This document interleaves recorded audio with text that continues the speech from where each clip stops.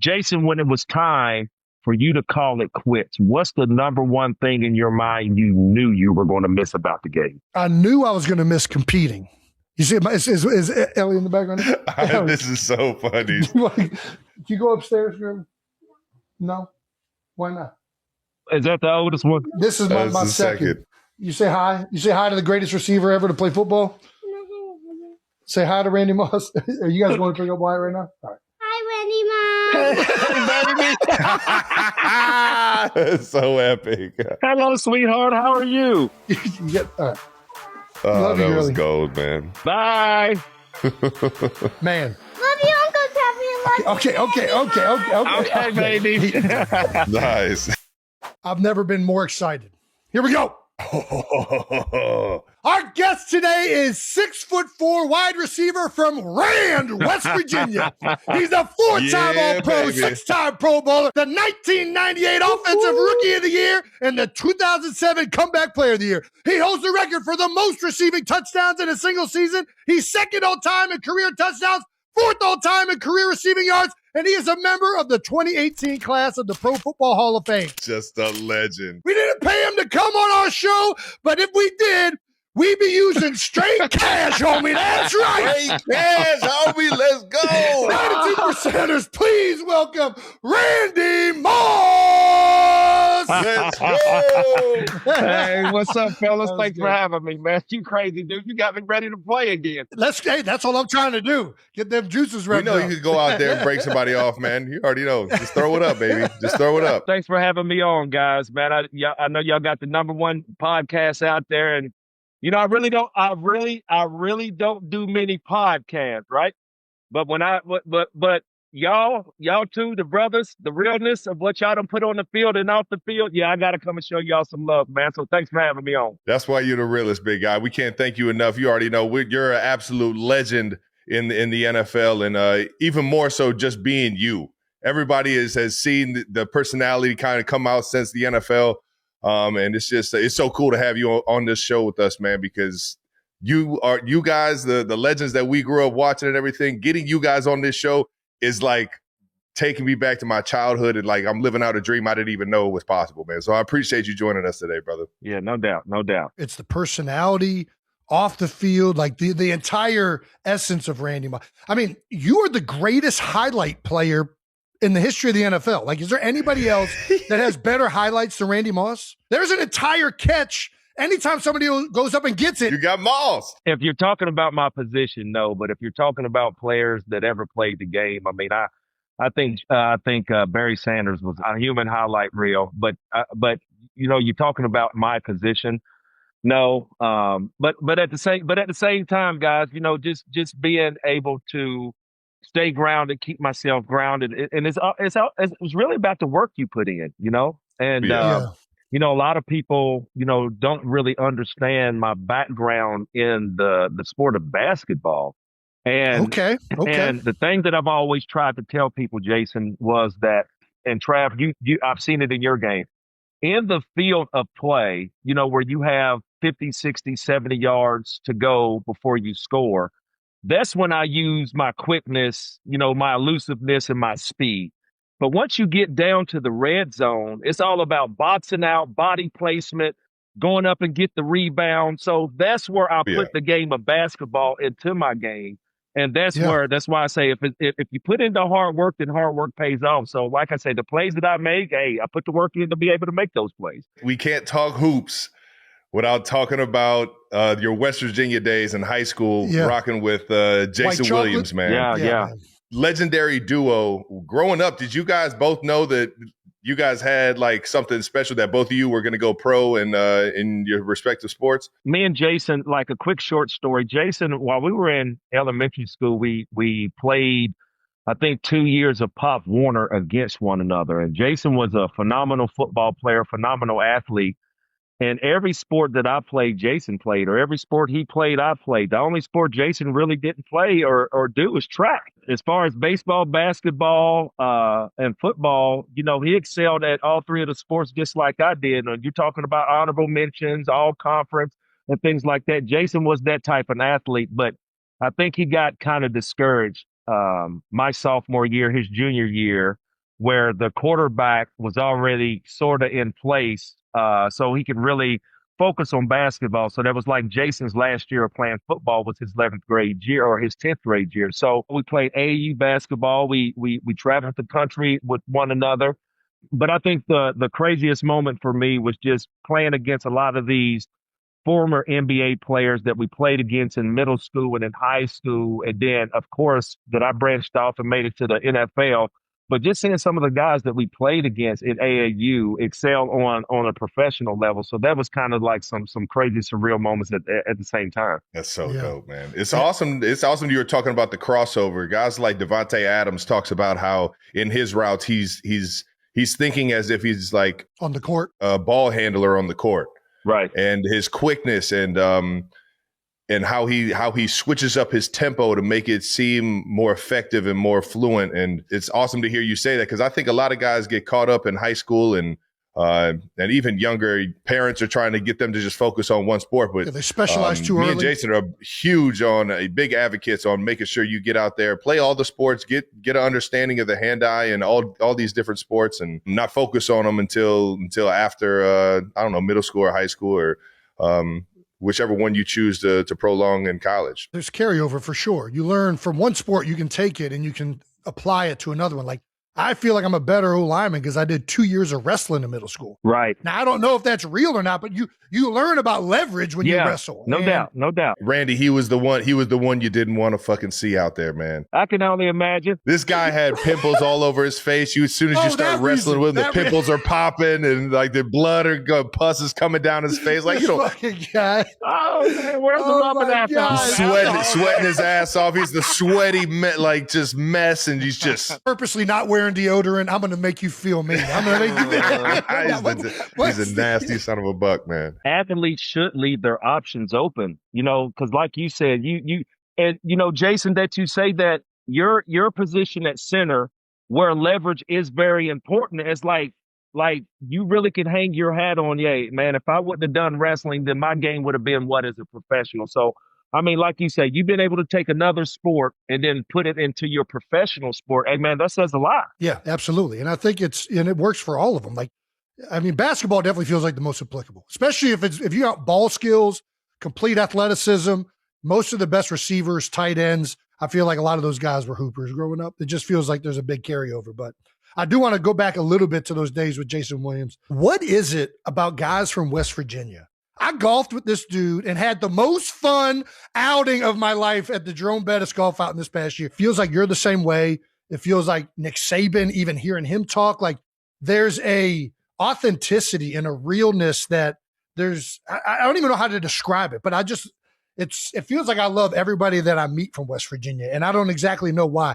What is it about West Virginia that it feels like guys that come out of it, like they're not trying to be anything. They're very grounded in who they are.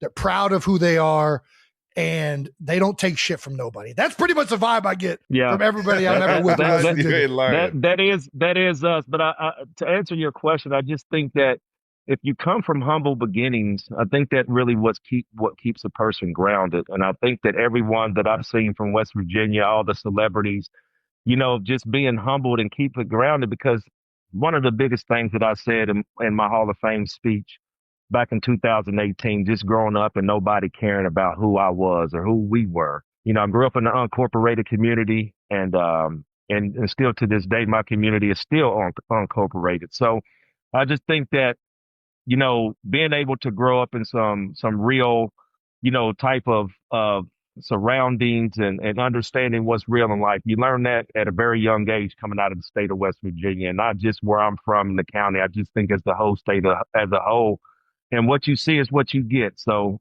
I know there's a lot of people, struggling back at home, and, that's one of the things that really kept me grounded, guys, of, going back and doing charity events and going back home. I even took my Hall of Fame jacket back home. And the reason why, because I wanted to give the kids something real to see, something real to touch. And it's like back where you guys are from, it's like when you see the Kelce brothers, on television playing, winning Super Bowls, now you're seeing them, endorsing themselves. It's kind of like when you go back home and seeing people that you grew up with or their children and things like that. So I just want to be able to give hope to people, that grew up like I did. So I just I think love that, that. it just answers your That's question awesome, man. about people being from West Virginia. I know what it's like. I know what it's like, when it comes to hard times. And that's something that I never forget. And I try to relay that message, throughout my whole life. I love that, Randy. That is so good. We got to get into a little bit of a story that Julian Edelman told us. Yeah. Our guy, friend of the show. You played with him as a rookie. I couldn't imagine having a better vet than the Randy Moss in the building. And he said you nicknamed him Edelnut. Edelnut. That's Edelnut. Well, he came in. Where'd that come from? I don't know where Edelnut, Edelman. I know it just sounds crazy, but all the comedy and jokesters in the locker room. You just try to find humor day to day just to get your day by. He tells a story about me being on the phone with, he calls it Mama Moss. And, just briefly, I grew up of course, in Rand, West Virginia. And, my mom, we grew up in the church, and, I grew up a drummer. And so Okay. when it comes to, profanity and things like that, my mom being the Christian she is, she doesn't want any swearing going on nowhere around her. So at that time, I'm in the locker room and Julian's behind me cussing. I forgot who he was talking to, but he was being loud. But he seen me on my phone and I was smiling and I was basically telling him to, be quiet, to hold on.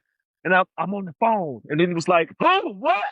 Oh, man. I said, so it was like one of those crazy moments that I would hear later from my mom. Randy, who was that in the background swearing? I was like, oh my God. So that was like one of those crazy moments that I had to hear from my mama later on in life, who was in the background swearing. So that's where that moment came from. But it was actually a crazy moment at that time. That's awesome. When you saw Julian come in, because he was a quarterback at Kent State, man, did you see something in him immediately? Like, did he have that it factor when he walked in the building? The thing about New England and how they were running their offense before I became a Patriot, you look at all those small, shifty receivers.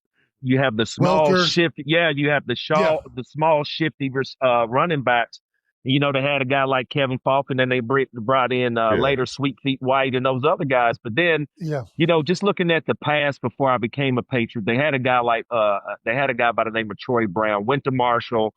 I studied his game. I was a two-way player. I was a big fan of his, and I was just looking at Troy was coming off a knee surgery. So we bring in myself, we bring in Welker and Edelman at the same time. So they're trying to figure out, where they can put Julian Edelman coming out of Kent State as a quarterback. So all the gadget plays they knew they had in Julian.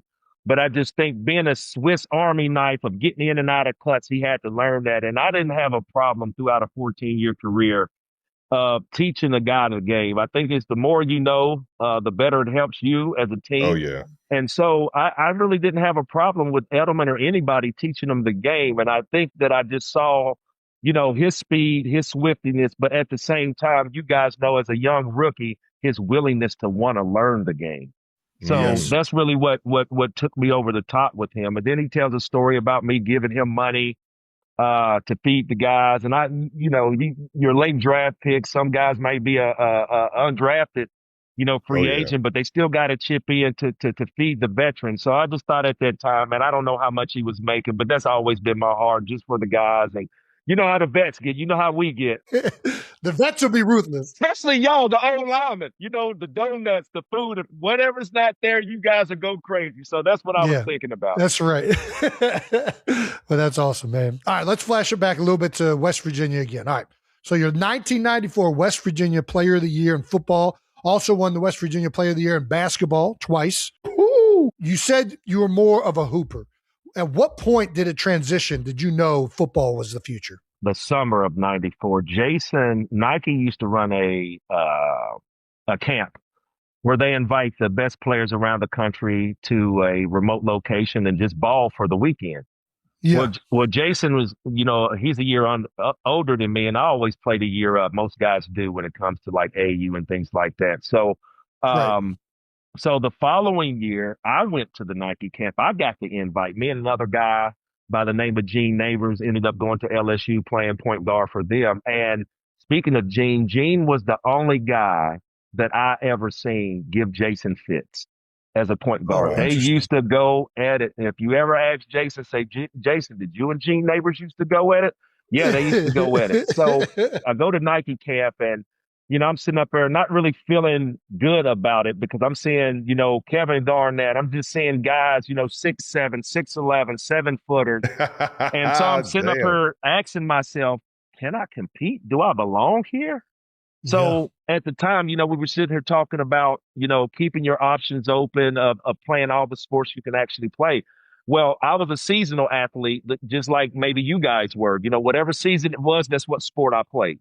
Yes. Those guys like Kevin Garnett, there was a guy by the name of Ron Mercer out in Tennessee, ended up playing for the Chicago Bulls. All those guys were all year-round gym rats. So that year, we ended up playing the team out of California that had the number 1 ranked underclassman by the name of Shea Cotton.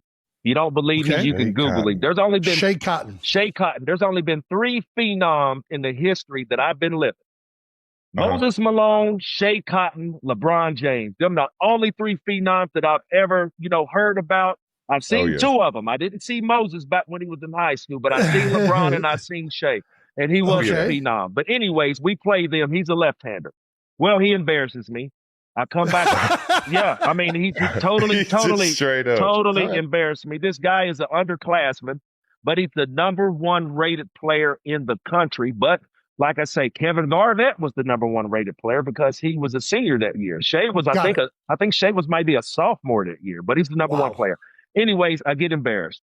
So then I'm already feeling a certain type of way. Well, we get a rain delay. I'm on a court. Kevin Garnett's out there playing.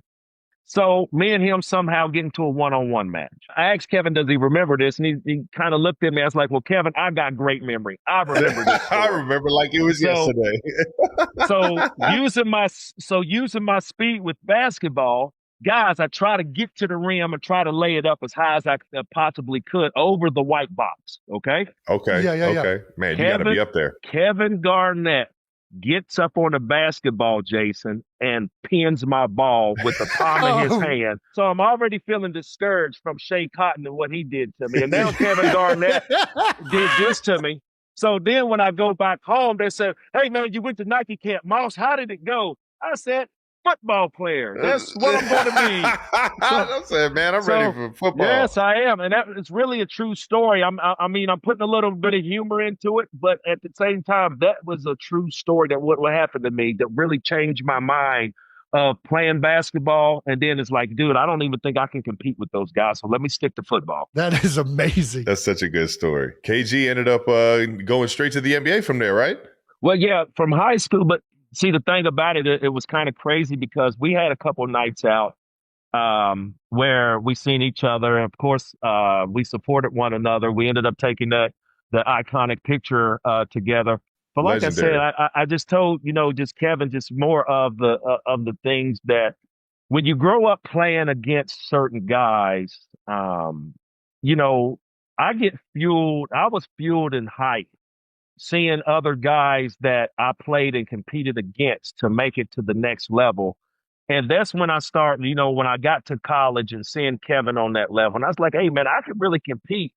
Yes. And I remember going to Florida State my freshman year, coming out of West Virginia where the talk is, we don't breed athletes. And if you do, they don't compete. So I think that I had a lot of questions about my game at Florida State, but then I left Florida State, went to Marshall, and I had a lot of confidence. And the reason why I had a lot of confidence because a lot of the guys professionally came back to Florida State and trained. Trav, you'll love this one. So during the off season, everybody they're beating on my door. Country boy, come on outside. Everybody wanted the smoke. So I'm sitting up here like, what's going on? Hey, man, the pros are out here training. Come and get some. So, it was guys like Devin Bush, Senior. He was still in the National Football League. He went to Florida State. Just a lot of the past guys that made it because Florida State was putting athletes in the league like right and left. So I get out there and those guys are talking, oh, you're the country boy I hear about. Well, anyways, I go out there and embarrass those guys. I handle my business. And then right after that, the spring comes. I have a great spring, and then I go back to to West Virginia, served some jail time, and ended up getting, thrown out of Florida State. But anyways, getting back to the story of the confidence factor of being able to have the confidence coming from Florida State, and then from the AAU basketball court to Florida State, seeing guys drafted that I played with at Florida State, seeing guys drafted that I played AAU ball against. You're talking about confidence and not looking back. And then also the trials and tribulations of this, coming from the state of West Virginia. Dude, it was destined for me to really get out there and just grit my teeth and just go get it. That's Heck awesome, yeah, man. Heck yeah. That's such a good story. From one flip side to a Nike invite to realizing that, this might not be the thing. And then on the other flip side, going down to Florida State and realizing like, oh yeah, I got something over here. Right. That's a dope dynamic. I feel the same way because a lot of times people ask, like, when did you know you could go to the NFL? It's like, I kind of started knowing once I saw guys go and I was playing against them. It was the same way in college. Like, I'm like, man, am I good enough to play in college? And then I'm playing against Thaddeus Gibson over at Euclid. And I'm like, I can compete with Thaddeus. And he was committed to Ohio State. So I feel like I'm right there. And then all of a sudden you're in college and you see guys that you're teammates with go, and you're like, okay, I might get a shot at this thing. And what was it like? You just mentioned going from Florida State, going back to West Virginia, Marshall. What was that like? It was hard for me, guys. And the reason why is because what I struggled with, as far as my upbringing, then got into that high school, fight, getting sentenced to some jail time. And, it's kind of like that, throughout my whole life. I think a lot of the people around the state seen my talents and, wanted me to be a Mountaineer.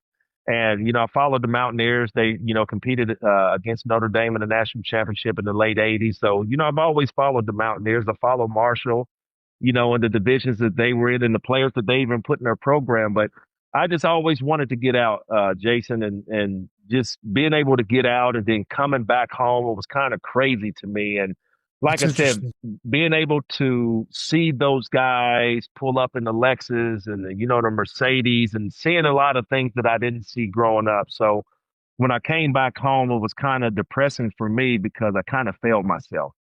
Yeah. And I think that being able to get an opportunity to play football again, I got with Marshall.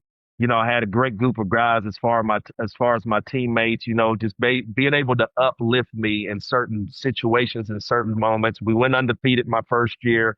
So I think that, a lot of the stuff that, I took from Florida State, I took to Marshall, man. And like I say, the rest is history. You can look at the record books. You can look at the scoreboard, the stat sheet. So like I said, man, that's right. So I just took a lot, from Florida State. But at the same time, like I told you, what fueled me to go out there and try to make it to the top. I didn't want to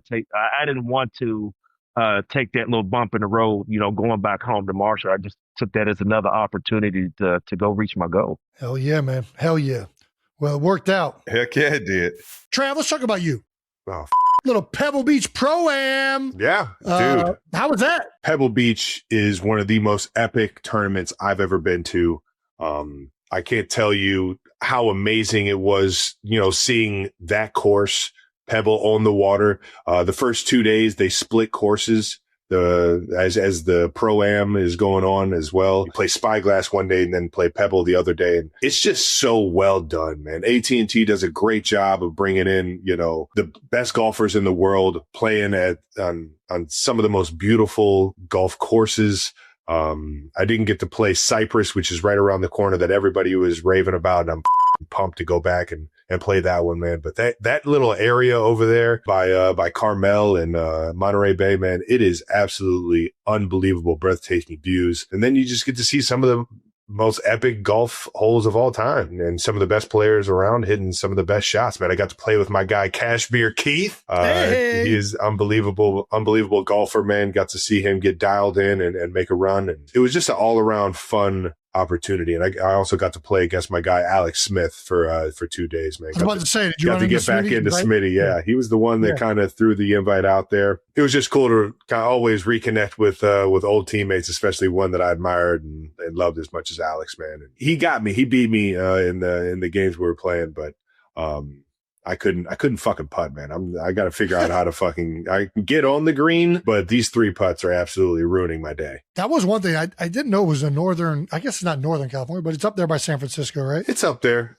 Yeah. I think it's in between, San Fran in LA, but So is it like north or south of like Sonoma and Napa and all that stuff? I think it's like southwest. South of that stuff? Okay. Yeah. Dude, I'm telling you, you would fucking love this area. You would absolutely love no it. doubt. It's like this calm, hidden world over there. There's not a lot of like movement going around. It just seems like it's like one of the best places in the world. Also got to run into my guy, Jim Nance, who, one of my favorite. Jim Nance? He's one of my favorite guys, one of my favorite play callers of all time, announcer, you know it, man. And then on top of that, man, just the all around professional. Obviously listening to his calls on the PGA Tour as well as the NFL. It's been such an honor to be able to be a part of the games and him handing me the mic in the AFC Championship games. And it's absolutely epic every time I run into him. I got to meet him and his kids and his wife. So it was pretty cool walking off 18 and getting to say hi to everyone. Well, I was very jealous watching it. I've always wanted to go out.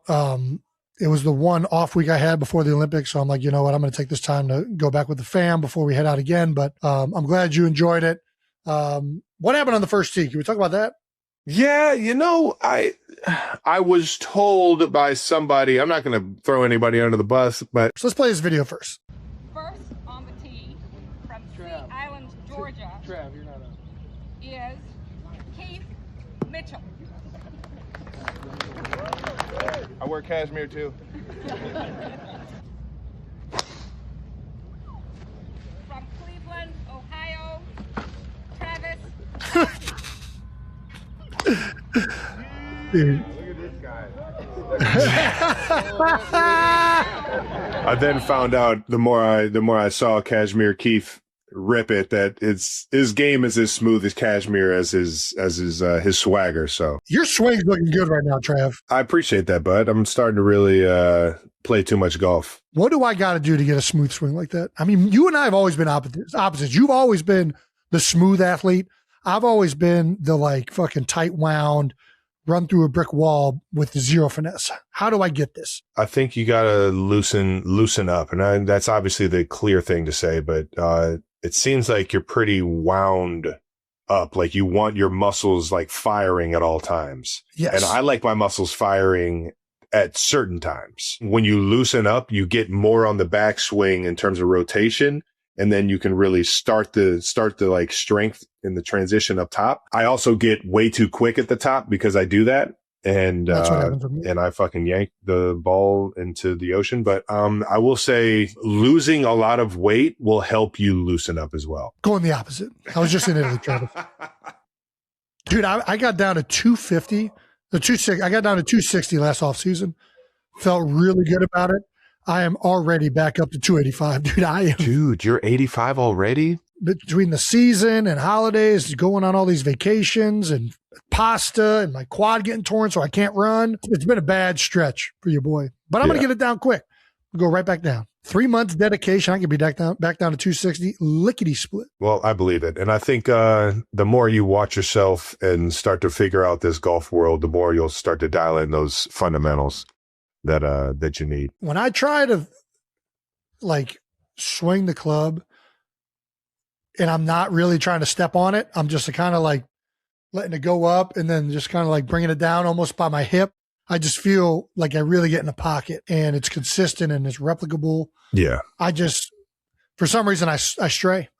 You do what I'd like to do. You like to hit the fucking levy piss out of the ball. And that's just how we were taught playing baseball and playing hockey is fucking, they can't catch it if you hit it as hard as you can. And we like that feeling of connecting with the ball as hard as we can and seeing it fly as far as it can go. I mean, that's the fun in golf. And I don't think I'll ever get to the point where I like don't do that at least half of the holes when I play golf.